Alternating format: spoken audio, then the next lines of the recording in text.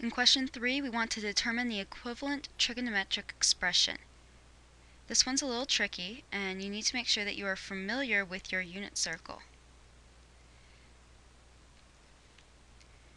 In particular, make sure that you are familiar with the idea that whatever sine is, because sine is the horizontal height, the equivalent cosine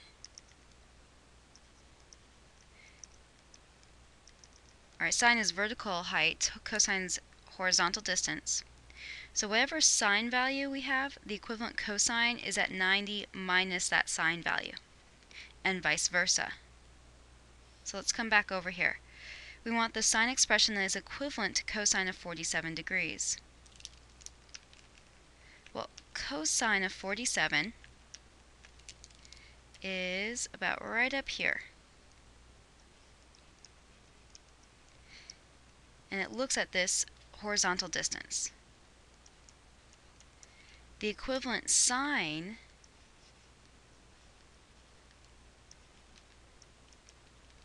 will be at 90 minus 47. So we get sine at 43 degrees.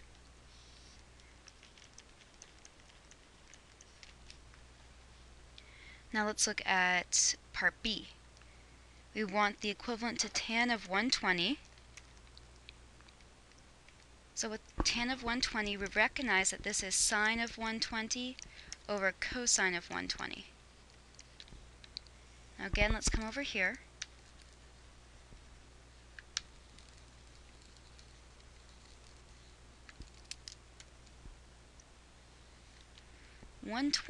Let's see, here we have 90, and here we have 180. So 120 is going to be about up here. The equivalent angle, so this is 30 degrees past 90. We're going to want to look at the one that's 30 degrees behind 180, which is at 150 degrees. So if cosine of 120, its equivalent would be sine of 150, and vice versa. So we get cosine here of 120, or not 120, 150, and sine of 150, which is the same as cotan of 150. You could have skipped this middle part and gone straight from 120 to 150 by again seeing that if the 120 is 30 degrees past 90, then our corresponding angle we want is 30 degrees before the 180. But cotan of 150 is the answer we're looking for. We can always check these numbers in our calculator as well. If we plug in cosine of 47 and sine of 43, we should realize that both of these are approximately 0.682. Do make sure that you are in degree mode for this.